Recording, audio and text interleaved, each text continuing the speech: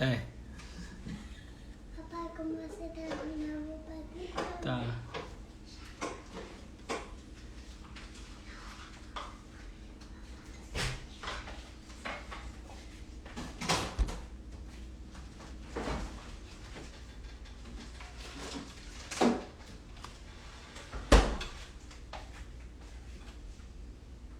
Só terminando de ajeitar aqui, pessoal. Faz a contagem agressiva. Não, já começou aqui. Terminando de ajeitar aqui com o pessoal aqui.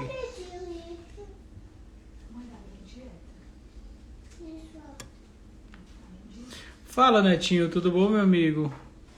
Seja bem-vindo. Hoje, para quem tá chegando agora, o tema da live vai ser Sistema de Saúde aqui dos Estados Unidos, tá? Vai estar com a gente licenciado de planos de saúde, seguro de saúde aqui dos Estados Unidos aqui com a gente na live, falando sobre plano de saúde, como funciona, as diferenças do sistema de saúde daqui para o do Brasil. Então vai ser um papo bem legal. Eu já peguei bastante perguntas de vocês hoje à tarde no Instagram.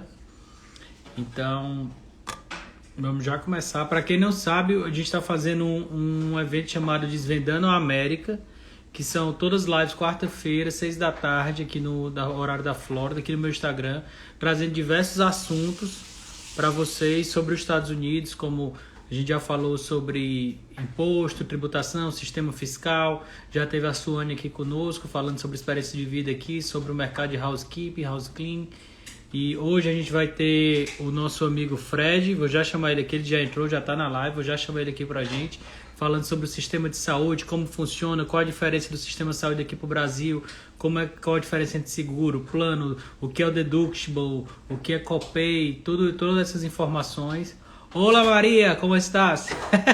Hoje eu vou falar em português, ok? Tudo bom? E trazer bastante informações para vocês. Eu vou chamar aqui o Fred. Fred, tu vai ter que colocar... Teu perfil tá particular, tá privado. Então eu não consigo te chamar pra live.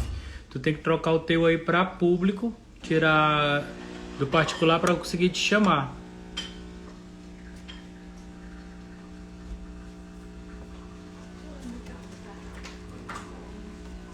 Só esperar o Fred ajeitar o Instagram dele pra eu conseguir chamar ele aqui. Certo?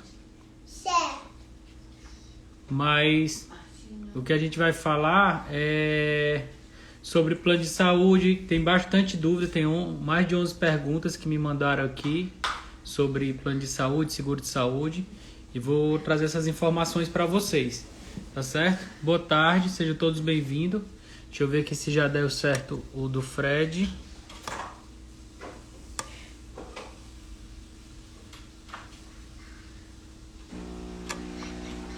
Eu acho que o Fred saiu e vai já entrar de novo. Só um minuto. Diga, meu querido Vicente Sanford. Prazer imensurável ter você aqui na live, hein? Muito, muito bacana. Satisfeito de você estar aí participando conosco. Deixa eu ver aqui se o Fred entrou. Cadê o Fred?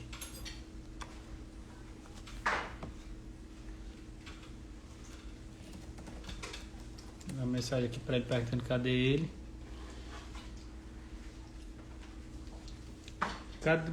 Moto, tá com teu celular aí, tá? Tu tá com teu celular aí? Me arranjei pra tentar ligar pro Fred, saber se deu certo. Só um minuto, pessoal. Problema aqui técnico. Ligeirinho.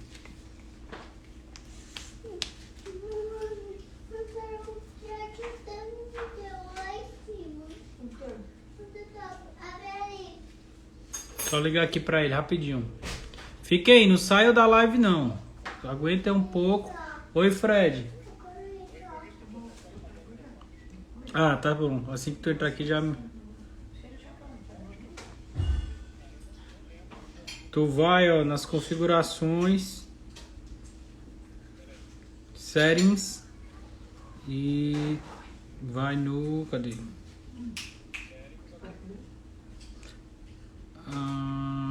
Tô procurando também.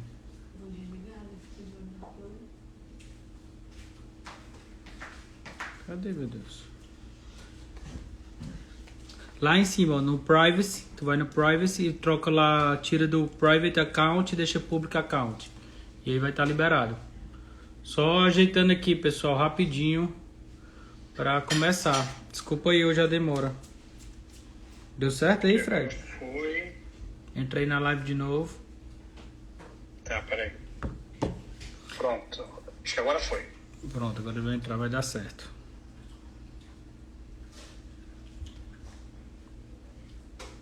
Sim, foi. Foi, entrei na live de novo. Pronto. Não tá aparecendo pra mim. Tu entrou e saiu da live? Sim, tô na live aqui. Sai e entrei de novo pra ver se aparece o request pra me te chamar, que não tá aparecendo não. Peraí. Só um pouco.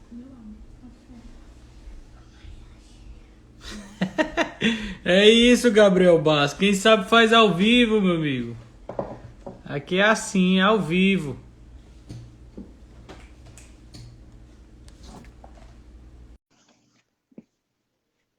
Deixa eu ver, agora eu acho que eu mandei pra ele o convite. Pronto, tá aí o grande Fred. Grande, Victor. Pronto, pessoal, deu certo. Demorou mais que conseguimos. É assim mesmo, quem faz ao vivo, não é não, Fred? É, exatamente. Vamos que vamos, Victor. Obrigado, Fred, desculpa o contratempo aí. Não, tranquilo. Seja bem-vindo. Eu acho que tu estava escutando aí, eu explicando o que é essa ideia que eu tive de fazer o Desvendando a América. Toda semana uma live, quarto dia de quarta-feira, 6 p.m. aqui da Flórida. Trazendo informações e conteúdo e trazendo bastante conteúdo sobre a América, para quem já mora aqui e não conhece, ou então para quem planeja vir aqui para morar nos Estados Unidos. E hoje, a gente tem o prazer de ter aqui você com a gente participando, trazendo esse tema da saúde. E hoje, primeiramente, eu quero que você seja bem-vindo. Obrigado por ter aceitado o nosso convite.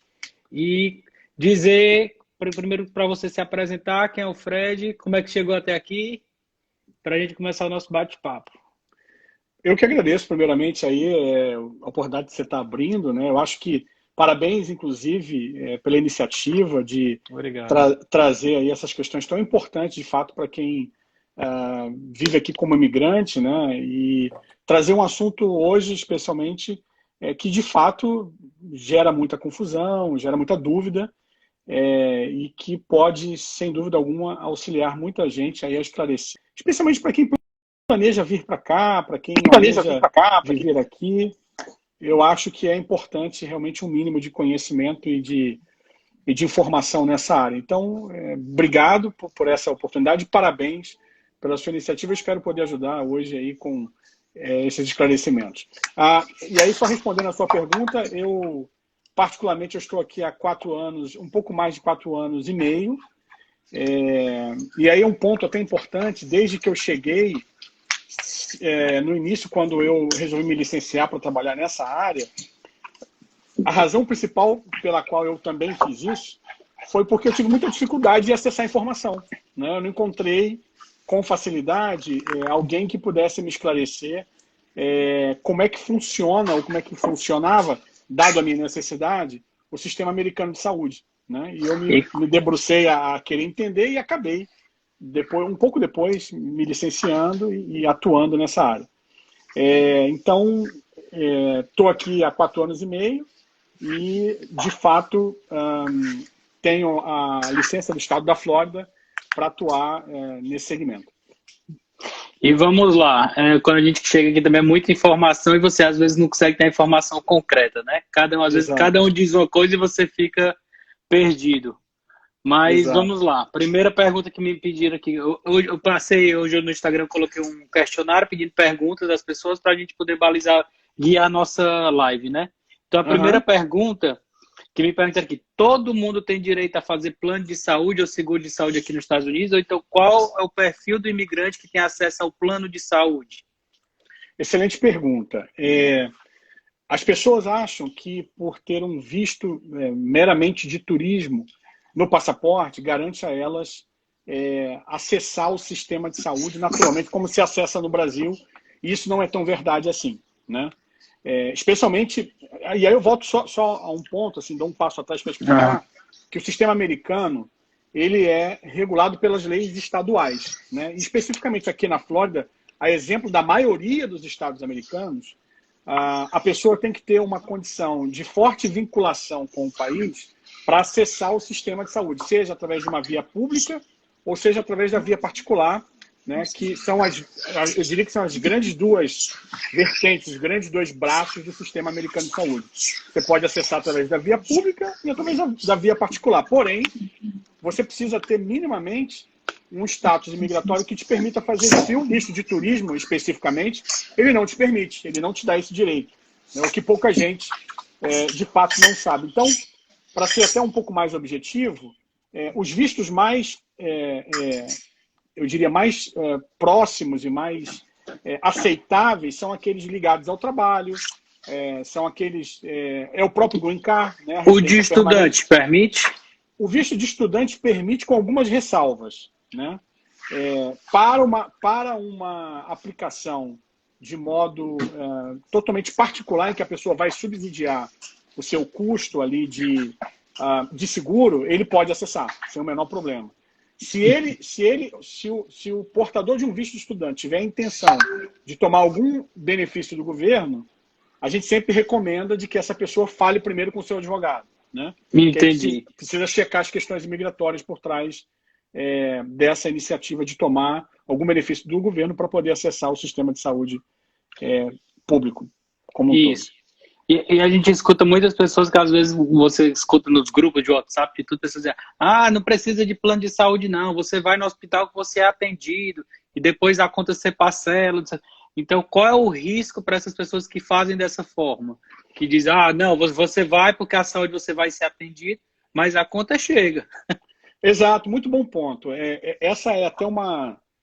Você tem razão. Assim, é uma máxima que circula, especialmente na comunidade brasileira, em que as pessoas falam isso. Porque, de fato, diferentemente do Brasil, a gente precisa reconhecer, a pessoa não vai morrer pela falta do atendimento, né? Se ela não tiver seguro-saúde, de fato, ela vai ser atendida, né? Vão dar o atendimento, vão fazer o que for necessário para salvar a vida, para ajudar ali naquele atendimento que se faça necessário naquele momento. Mas, posteriormente, ela vai receber a conta. E essa conta é passível, inclusive, de implicações de crédito, né? O que a gente chamaria no Brasil de implicações do nome limpo, né? Na praça. Vai para o Serasa. Vai para o Serasa aqui, né? A gente tem um outro modelo aqui, mas aqui, né, para facilitar o entendimento das pessoas. E isso traz esse tipo de implicações e traz, inclusive, as implicações imigratórias, porque amanhã depois, se essa pessoa ela intenta propor um processo migratório de pedido de Green Card, por exemplo, isso vai constar. Então, é o tipo de conselho que não se deve dar a ninguém. Né? E é o que rola muito, né? Na comunidade você escuta muitas pessoas falando isso. Exato. Eu sugiro que as pessoas, de fato, se certifiquem da verdade sempre, da fonte, né? Daquilo que está sendo dito, porque a verdade você vai ser atendido, mas você vai contrair uma conta, e a conta é bem alta. A conta não é barata. E, via de regra, a conta... Toda e qualquer situação de hospital, ela não é uma conta simplesmente que se paga com facilidade, né? Os valores são exorbitantes. Então, então, assim, cuidado com essa corrente, com essa dica, porque ela é bem perigosa. E aí, já aproveitando o gancho, e por que é tão caro o sistema de saúde aqui dos Estados Unidos? Poxa, excelente pergunta, Vitor. Eu acho que tem algumas questões por trás disso, né? Primeiro, porque o sistema americano, como eu disse, ele é dividido no lado público e no lado privado, mas mesmo o lado público dele é o governo incentivando as pessoas a tomarem algum tipo de crédito fiscal para aferirem um seguro a partir de empresas privadas, né? Aqui nós não temos um sistema como se tem no Brasil, que lá se tem o SUS, né? Aqui não existe isso. Aqui, basicamente, o mercado inteiro ele é privado e o governo incentiva, ou seja, subsidia as pessoas que não podem ou que não poderiam, de uma forma geral, acessar através do custo desse seguro. Então, ele incentiva através dos créditos fiscais. Então, por ser um mercado dominado pela via particular, ele tem custos elevados em função de uma série de fatores. Primeiro, dizer o seguinte, a a economia da saúde americana ela é tão grande e ao mesmo tempo tão cara que ela por si só, ou seja, todo o dinheiro, se você pegar todo o dinheiro que circula dentro da economia da saúde americana, ele é maior do que o PIB brasileiro. Então, se você pegar tudo que se investe, tudo que se aplica na saúde americana, você tem um montante de dinheiro maior do que o nosso PIB lá no Brasil. De tão grande que é, de fato, de tão cara que é. É a saúde mais cara do mundo. Estatisticamente provado de que a saúde mais cara do mundo não existe nada mais caro do que a saúde americana.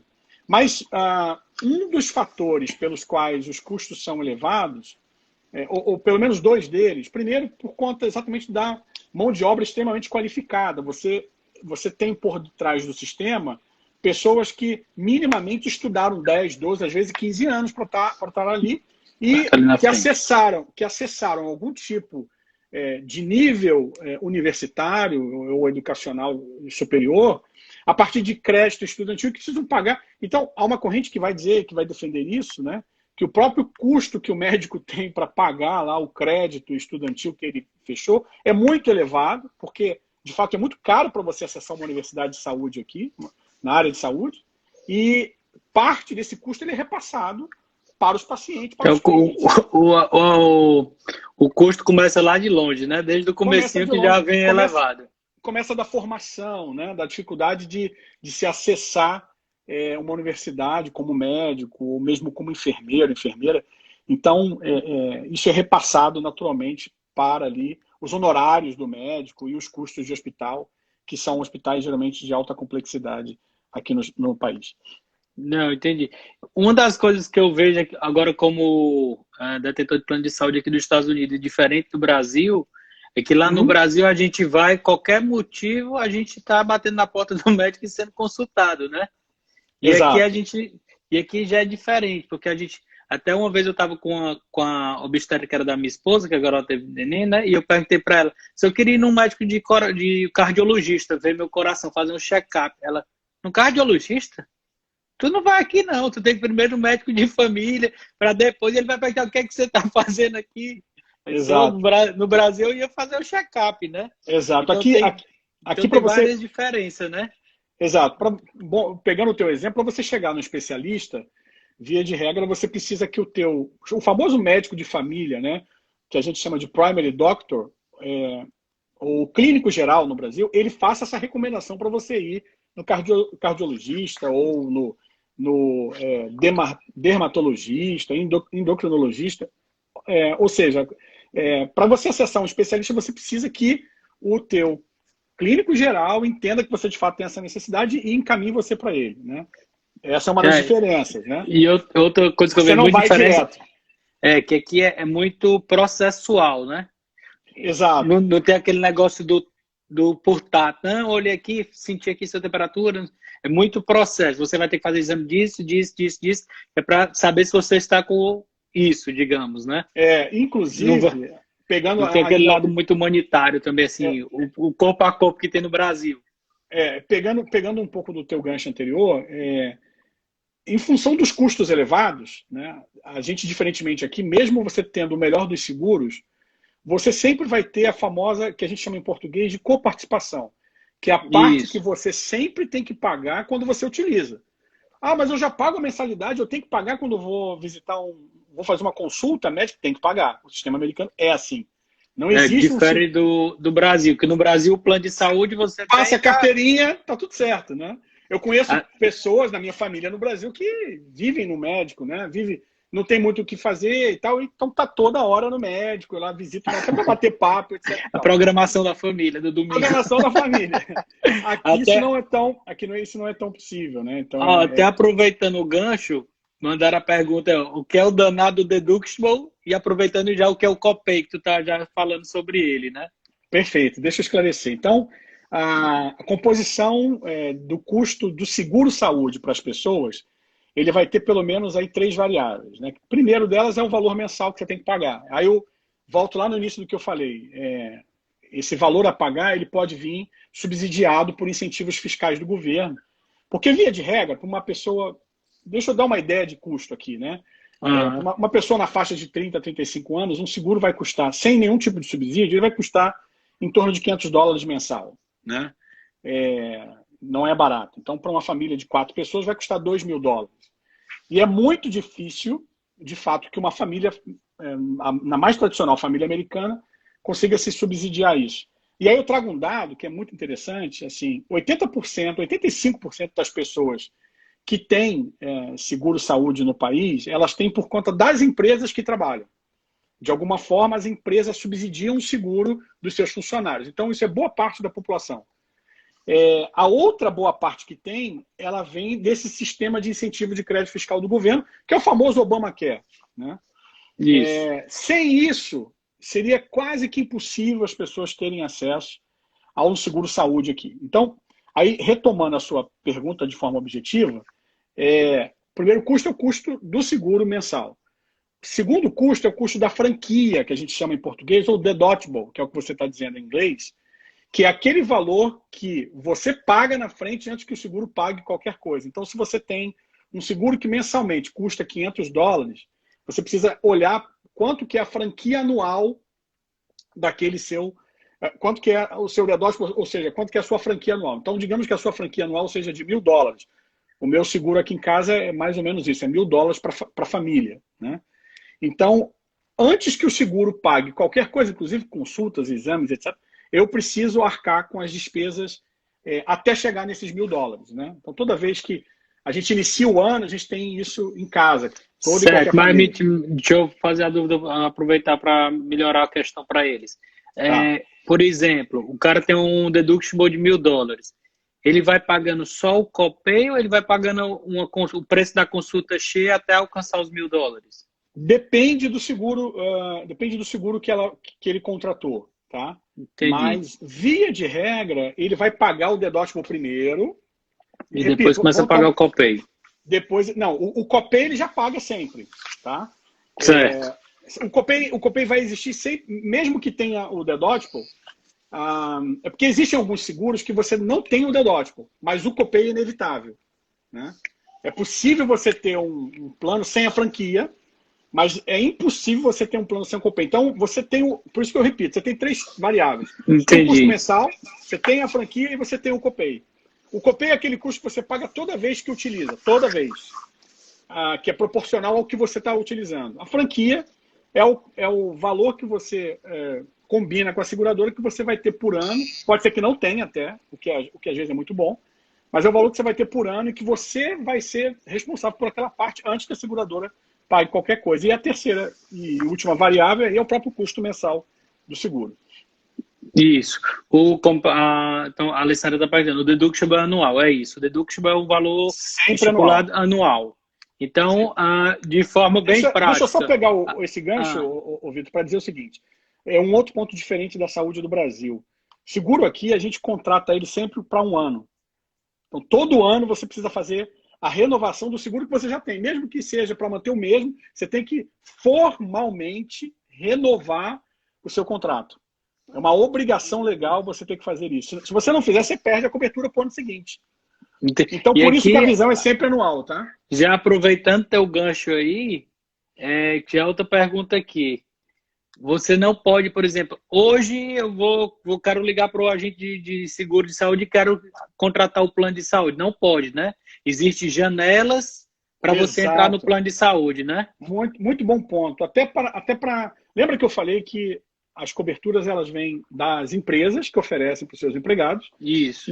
E do sistema público do governo através de subsídio fiscal. Mesmo para quem está numa empresa, ele tem uma janela para contratar o seguro de saúde dele no ano. Ou seja, ele tem um período do ano para contratar para o ano seguinte. E especialmente para quem utiliza o Obamacare, né, geralmente essa janela vai de 1º de novembro até 15 de dezembro. Então, agora, quando for a partir do dia 1º de novembro, nós vamos ter a abertura da janela de contratação ou renovação do seguro de 1º de novembro a 15 de dezembro de 2021 para quem quer cobertura para 2022. E quem não entrou aí, perdeu. Perdeu. Só vai poder entrar com algumas exceções, né? E aí eu abro um parênteses para dizer até uma coisa importante. O governo Biden, esse ano, diferentemente do que é feito, ele permitiu, desde que ele assumiu, as pessoas entrarem a qualquer momento no sistema do Obamacare. Durante todo o ano, isso só se encerrou no último domingo, no último dia 15.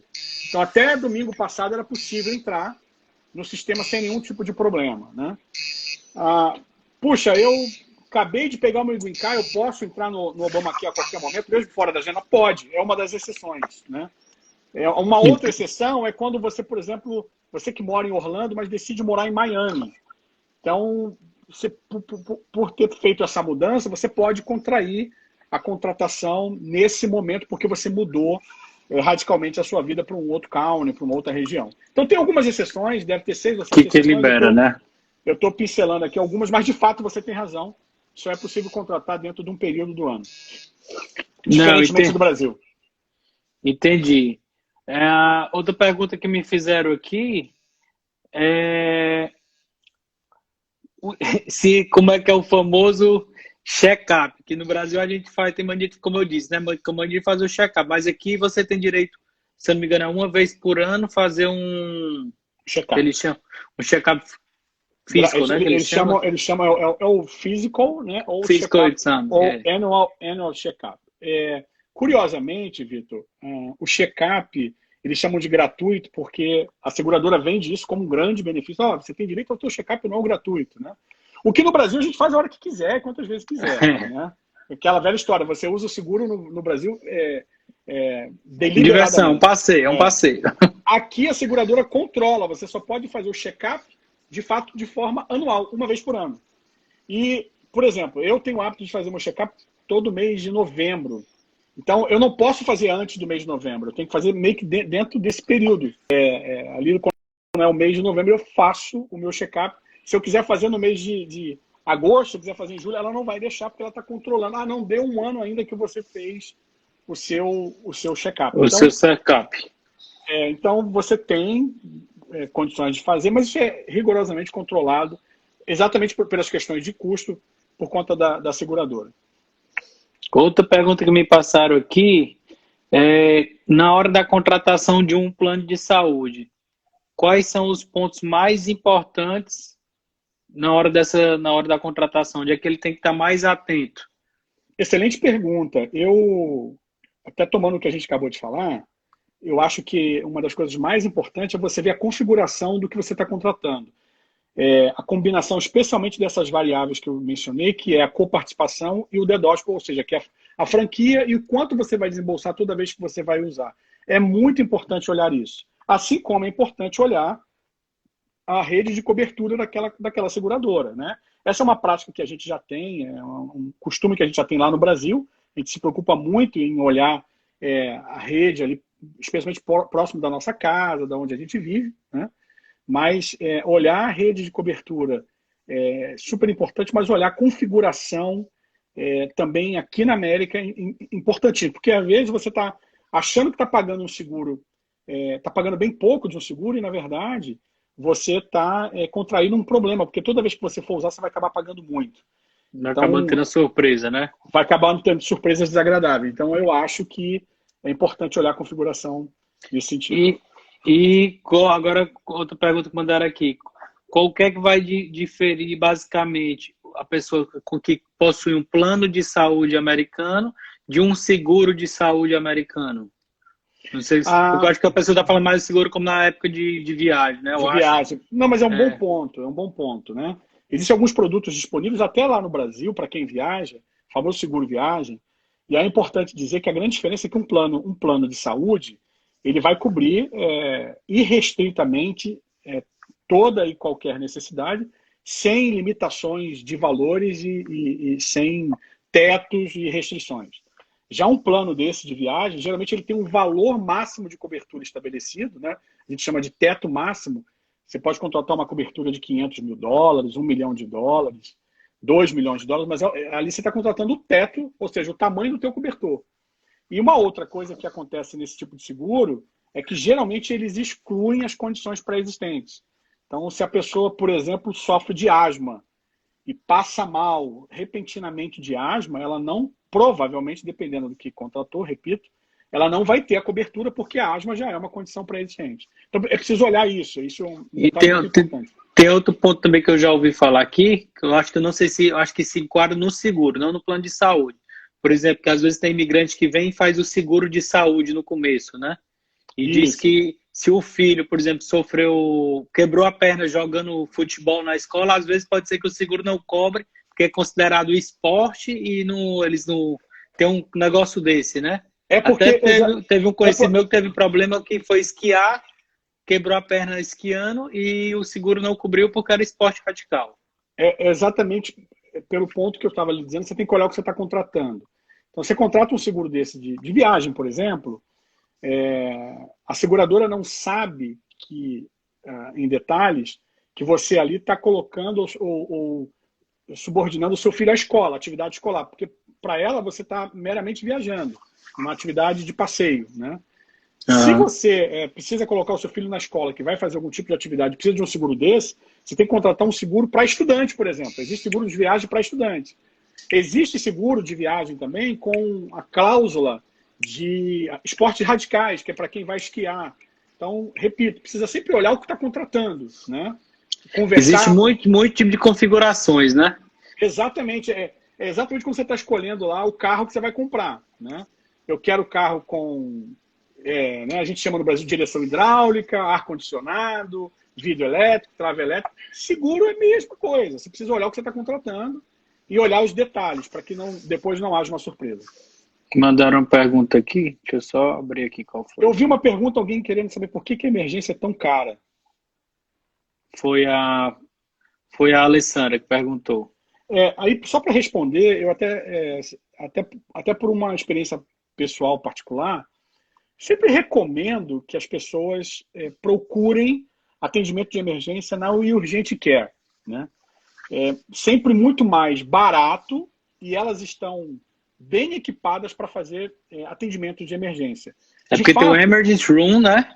Eu vou chegar lá. Então você tem 3 formas de acessar o atendimento de emergência aqui. Primeiro, através da Urgent Care, repito, que é o meio mais barato, mesmo para quem não tem seguro. Se eventualmente a pessoa não tem seguro, sugiro, vai numa Urgent Care. Você tem o IA, ou seja, o Emergency Room, que também são centros de atendimento parecidos com a Urgent Care, eles até se confundem às vezes, mas ele funciona já mais no formato 24 horas. A Urgent Care já não funciona 24 horas, ela funciona geralmente de 7 da manhã a 8 da noite, depende da região, mas ela tem um horário limitado ali e não é um atendimento 24 horas. O IA, o Emergency Room, ele já funciona 24 horas, ele tem uma estrutura um pouco maior, ele tem um pouco mais de preparo e de complexidade ali no atendimento. E, por terceiro e último, o hospital. O hospital, eu costumo dizer que a pessoa só deve ir para o hospital aqui, de fato, se for extremamente grave. Porque dos 3, o hospital vai ser o mais caro. Invariavelmente, ele vai ser o mais caro. O hospital nos Estados Unidos é preparado para situações de alta complexidade. As pessoas não sabem disso. Em geral, a gente tem o hábito de, no Brasil, ir ao hospital para qualquer coisa, né? E aqui não é assim. Você deve procurar o hospital se a sua situação for extremamente grave. Repito. E aí, repito o seguinte, procura primeiro a Urgent Care. A própria Urgent Care, ela vai te encaminhar. É como se fosse uma classificação hierárquica, né? O primeiro nível de atendimento é uma Urgent Care. O segundo nível é o IA ou Emergency Room. E o terceiro e último é o hospital. É claro que se eles entenderem que não há condições de te atender, a própria Urgent Care, por exemplo, vai encaminhar diretamente para o hospital, né? Isso vai ficar devidamente esclarecido já no atendimento. E você tem a chance de resolver seu problema de forma mais barata, né? De forma mais barata. Começando pelo caminho. Só para dar um exemplo, Vitor, traduzir em números que a gente está falando, dependendo do seguro, um atendimento numa Urgent Care pode custar de copay, tá? Eu vou pegar um exemplo bem clássico. Pode custar de copay para uma pessoa $20, tá? E aí, se a pessoa não vai na Urgent Care, vai direto para o hospital, esse mesmo atendimento vai custar $1.000. Isso pode acontecer. Por quê? Porque o copay do hospital é muito mais caro do que o copay da Urgent Care. Então, isso é muito importante, ficar atento nisso, porque às vezes a gente, por vir já do tradicional do Brasil e direto para o hospital, se acaba que você vê aquelas clínicas ali de Urgent Care e diz, não, ali não vai resolver meu problema, não. Vamos direto para o hospital. Mas é o contrário, eles têm capacidade para atender. Olha, eu vou te dar um exemplo. Há algum tempo atrás, uns 2 anos atrás, meu filho brincando, caiu da escada e cortou cabeça abriu, sangrava e etc. A gente sabia que tinha que correr, e corremos, e a minha esposa queria ir para o hospital, e eu percebi que dava para ir na Urgente Care. E disse para ela, não, vamos na Urgente Care aqui, porque isso vai se resolver lá, e não deu outra. Eu paguei $10 de copay, né? E fizeram todo o atendimento como se eu estivesse no hospital, levaram numa sala especial, fizeram toda a análise que tinha que ser feita, colocaram os pontos e trataram, depois voltamos para retirar os pontos. Foi tudo feito ali sem necessidade de ter que ir para o hospital. E me custou $10 de copay. Se eu tivesse ido para o hospital, teria me custado pelo menos de $1.500 a $2.000 essa situação. Entendi. Outra pergunta que passaram aqui, a Juliana está perguntando, que até a gente falou no começo da live, visto de estudante pode ter plano de saúde? Aí eu até aumento a pergunta, se não pode plano de saúde, teria algum seguro saúde que a pessoa possa fazer com visto de estudante? Repito, fora dos planos de saúde existem os planos de emergência, né, que são os planos de viagem. Esses planos podem ser acessados para quem tem visto de estudante, mas o estudante ele pode acessar o sistema de saúde, sim, porque ele tem status migratório para isso. O que precisa só se ver como ele vai acessar, porque existe a possibilidade dele ter que subsidiar o custo de forma total, né, ou seja, ele arcar com o custo total do seguro, ou se ele desejar pegar algum tipo de benefício do governo para pagar esse custo, repito o que falei lá no início, ele precisa conversar com um advogado de imigração sobre isso. Isso, até aproveito e já respondo a pergunta aqui que fizeram, perguntando se o fora de estados pode fazer um plano de saúde. Ele não, aqui na Flórida não tem acesso, né? Não porque é possível. Alguém já falou aqui que tem outro estado que Exato. Permite, mas como aqui nos Estados Unidos existe, muitas coisas são questões estaduais, né? Exato. Conforme falei no início, os estados eles têm as suas regulações próprias, e na Flórida não é possível uma pessoa que não tem status migratório regular acessar o sistema de saúde. Existem estados em que isso é possível, como, por exemplo, o estado de Massachusetts, né? Não me pergunte os detalhes, eu não sei, de fato eu não sei dos detalhes lá, mas lá é possível. Mas aqui na Flórida, lamentavelmente, não é possível. Que me mandaram agora aqui no WhatsApp, mandaram aqui, que escutamos muito que o Biden permitiu alguns imigrantes ter acesso ao benefício do sistema de saúde, algo que estava proibido no outro governo. O que seria exatamente isso? Bom ponto. De fato, na gestão anterior havia uma restrição maior por parte do governo que estava em permitir que as pessoas acessassem o Obamacare especificamente, é disso que a pessoa aí está dizendo, como parte dos benefícios que o governo oferece para a população, porque o governo anterior dizia que se um postulante, por exemplo, a Green Card, tomasse algum tipo de benefício, ele não receberia o Green Card em função de já estar tomando benefícios do governo, né? Isso mudou um pouco. A pessoa, inclusive, precisava provar que não tomou nenhum tipo de benefício, existia um formulário da imigração específico para você provar isso. E com a gestão Biden isso mudou, ele revogou isso, ele retirou esse formulário de circulação, você não precisa nem utilizar, nem apresentar mais esse formulário, e na verdade ele facilitou ainda mais o acesso para que as pessoas possam acessar o sistema de saúde através dos benefícios fiscais que o governo oferece para a população. Entendi. Outra pergunta que mandaram aqui, mas eu já vou tentar responder, como que já passou aí, como funciona o sistema público de saúde, se existe aqui. Na verdade, é como tu disse, o sistema de saúde é todo privado, só que existe o subsídio do governo para você ter acesso a ele, né? Você até tem, Vitor, para não ser tão assim, radical, você até tem alguns hospitais, alguns centros de atendimento público, extremamente público, em que é operado pelo governo, tá? Mas eles são pouquíssimos. Eu vejo aqui algumas ONGs também. Por incrível que pareça, exatamente, que aí seria o terceiro setor, né? Isso. Por incrível que pareça, assim, nessa hora a gente sente falta do SUS, né? O SUS no Brasil a gente reclamava muito, e quem está lá reclama muito, mas nesse sentido o nosso SUS lá é muito eficiente por ter assim, diversos postos no Brasil inteiro, espalhados, são pequenos atendimentos em postos de saúde ou nos próprios hospitais. O SUS lá, ele tem eu diria que ele tem uma logística tanto de distribuição, a palavra correta seria uma excelente capilarização, né, da sua rede de atendimento, o que aqui não acontece para o setor público. O governo tem pouquíssimas unidades em que ele controla, ou que ele faz a gestão, e eu diria que 95%, 98% é tudo privado, em que as empresas atuam, os hospitais são particulares, as clínicas são particulares, e o que o governo faz é trazer os incentivos fiscais para ajudar as pessoas a comprarem o seguro de saúde. A Alessandra já levantou a bandeira ali, saudade do SUS. Outra pergunta que passaram aqui, famoso problema dentário, que é caro aqui nos Estados Unidos também. Tem plano de saúde que cobre plano dentário? Então, poxa, é uma pergunta boa.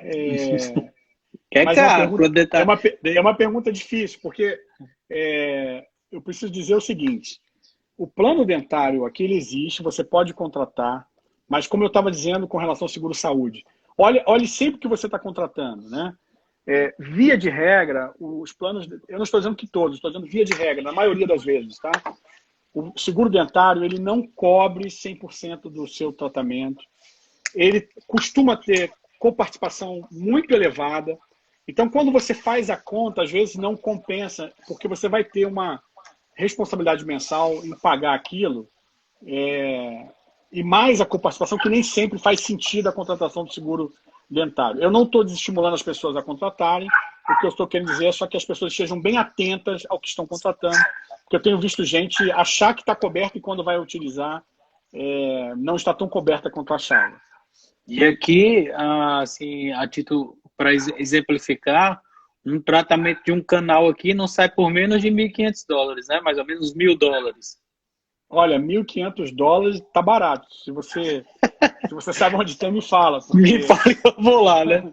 É mais do que isso, via de regra. Realmente, eu tava esses dias, Vitor, vendo uma matéria se eu não me engano, da ABC News, e eles mostrando o quanto tem crescido o fluxo de americanos que estão saindo dos Estados Unidos para ir, especialmente ao México, fazer tratamento dentário em função dos custos extremamente elevados, né? Cada vez a matéria traz um estudo, uma análise, que cada vez mais os americanos estão saindo do país para tratamento de saúde em geral, mas principalmente para tratamento dentário. Por exemplo, eu conheço muito brasileiro que prefere ir ao Brasil, paga, faz o tratamento todo no Brasil e volta, porque eles viram ainda compensa, ele sai mais barato, mesmo pagando passagem. Olha, eu preciso te dizer que aqui em casa a gente faz isso, né? Eu mesmo faço isso.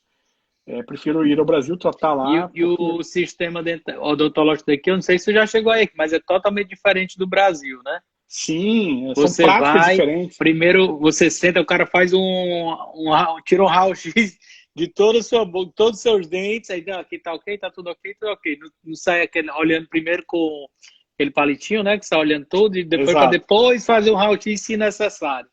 Exato. Eu tive a experiência, passei. Realmente também é bem diferente o sistema odontológico aqui. Outra pergunta que estão perguntando aí. Vocês mantêm um plano no Brasil? Tu mantém teu plano de saúde no Brasil quando tu vai lá? Não. Eu particularmente não mantenho. Desde que saí do Brasil, deixei o meu plano de saúde lá, porque vivo aqui e acho que não faz sentido ter um plano de saúde no Brasil. Eu particularmente, tenho ido uma vez por ano ao Brasil. Quando vou, já teve situação de eu ficar 2 anos sem ir. Não mantenho meu plano no Brasil, porque uma emergência não vai me esperar entrar no avião e chegar no Brasil para ser tratado. Eu preciso o que eu vejo algumas pessoas fazer é dizer que tem um plano de saúde para que gostam do check-up, né? Vão para o Brasil, fazer o check-up completo e depois voltam para os Estados Unidos. Exato. Eu também vejo muito isso. Ou outra que também são pessoas mais velhas que têm já um histórico com o médico do Brasil e dizem assim, não, se eu tiver alguma complicação, prefiro voltar para o Brasil para ser tratado lá e manter o plano de saúde do Brasil também. Exato.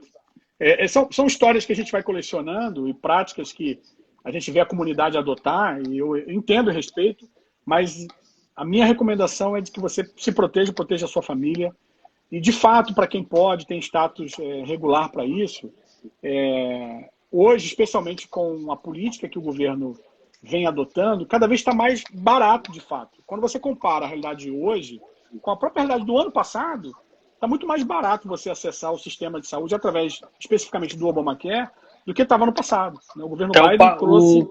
O Patrick está perguntando exatamente isso aí. Qual o valor de um plano de saúde para um residente recém-chegado?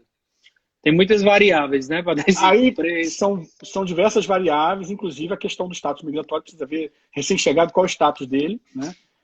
Para que possa ser avaliado. Enfim, tem diversas questões aí para se avaliar. Eu diria que status migratório, zip code, ou seja, onde você mora, sua idade, e especialmente as questões ligadas à tua declaração de renda são fatores decisivos para que você tenha mais ou menos benefício do governo para subsidiar o custo de um seguro-saúde. Agora, a gente está chegando pertinho do final da live, vou abrir agora só para essas perguntas e Ok. depois a gente faz outra pergunta da Gabriela. Qual o valor para uma gestante ter seu bebê? Olha, se ela está falando do custo, total do parto, eu vou trazer aqui uma ideia, assim, um average, né, uma média do que a gente vê.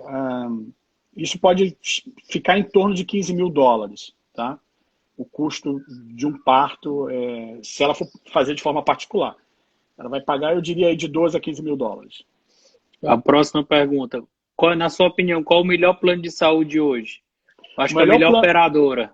Ou o plano de saúde, os dois. Isso que eu ia dizer. O melhor plano de saúde é aquele que está devidamente configurado para lhe atender da melhor forma possível aonde você vive. Aí, Vitor, é uma excelente pergunta, tá? A gente precisa entender cada vez mais que as questões na América elas são muito regionalizadas, né? Conforme a gente estava explicando, que tem a questão dos estados regulando a vida das pessoas que vivem naquele estado e também os próprios counties, né? Então, só para você ter uma ideia, existem operadoras que vão atender muito bem em Miami e que não vão atender tão bem em Orlando. Existem operadoras que vão atender muito bem aqui em Tampa, mas que não vão atender bem em Jacksonville. Então, o melhor plano de saúde, ou seja, a melhor operadora, a melhor seguradora é aquela que vai estar devidamente configurada. O que é configurada? É a questão da franquia, ou seja, dedótipo, copay, valor mensal, né? Para você, no lugar onde você vive, onde você mora. Deixa eu até trazer um ponto bem polêmico e que provavelmente as pessoas vão se surpreender. A maioria dos seguros-saúde aqui, a maioria absoluta deles, não tem cobertura nacional. A cobertura é estadual. Você está coberto no seu estado. O que eu quero dizer com isso? Vitor, eu não estou te ouvindo. Então, se eu for viajar aqui para Nova York, eu tenho que fazer um seguro de viagem? Bom ponto. Se você viaja para Nova York e tem um seguro da Flórida, e tiver uma situação de emergência em Nova York, você vai ser atendido pelo seu plano, apenas para aquela emergência. Entendi. Se você tiver que seguir, por exemplo, com tratamento, é perigoso. Você tem que ficar e tratar. Isso é extremamente perigoso e delicado. Então, existem pouquíssimos planos que têm cobertura nacional. E esses planos geralmente são bem mais caros, mas bem mais caros mesmo. Então, as pessoas precisam entender essas diferenças. No Brasil você tem lá o seguro que geralmente te cobra em todo o território nacional. E tem plano de saúde que você faz que protege até do internacional, às vezes, né? Exatamente. Já está protegido. Exatamente. Aqui você precisa ter o cuidado. Por isso que eu estou dizendo que é comum, se você muda, você que vive em Orlando, você muda daí de Orlando e vai para Miami, é importante olhar, porque às vezes é melhor você mudar de seguradora. Você vai ter uma seguradora que vai te atender melhor em Miami do que em Orlando. E às vezes, como ocorreu até comigo, né? A gente chegou até 2 companhias, que aí tu diz, Vitor, agora a gente questão aí de ver só qual vai ter o melhor preço para ti, porque as duas são excelentes, atendem dos dois no mesmo lugar, é só questão de... Até às vezes ocorre a migração de todo mundo de uma companhia para outra só por conta do questão comercial. Mas que são muito boas as duas, né? Exatamente. O Marcelo Barbosa está perguntando. O Marcelo é um Fred, amigo. Qual o segredo para rejuvenescer igual a você? Isso é do plano de saúde americano ou no Brasil? Diz para ele só vir morar na América. A gente fica mais jovem. Fica mais jovem. É a água fica boa. Verdade. Meus amigos, vocês terem mais alguma pergunta, mandem aí. De qualquer forma, eu já vou aqui agradecendo o Fred por ter participado dessa live com a gente. Foi bem bacana, trouxe bastante informação.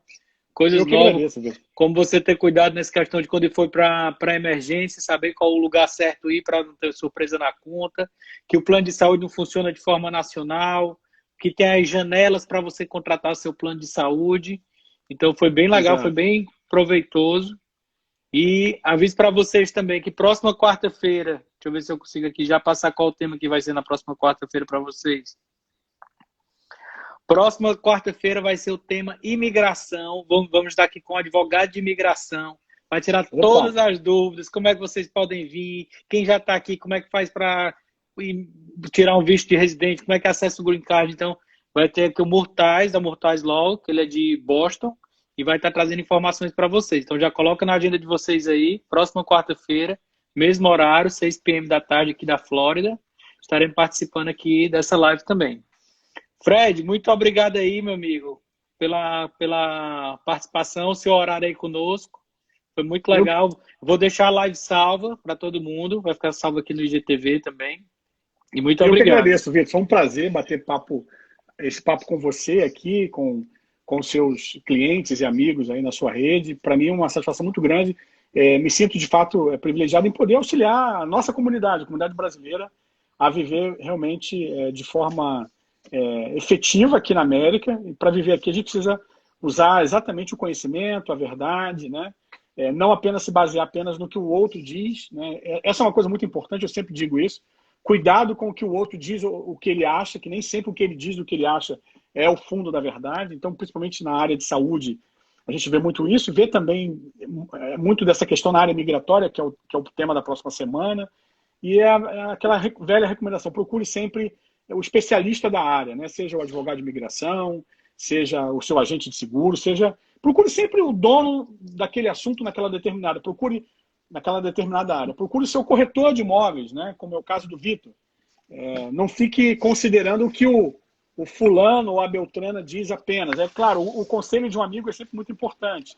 Mas procurar o especialista da área, eu acho que é fundamental. Isso é o que eu venho buscando trazer aqui para eles, é exatamente isso, trazer especialista da área para estar falando sobre a área.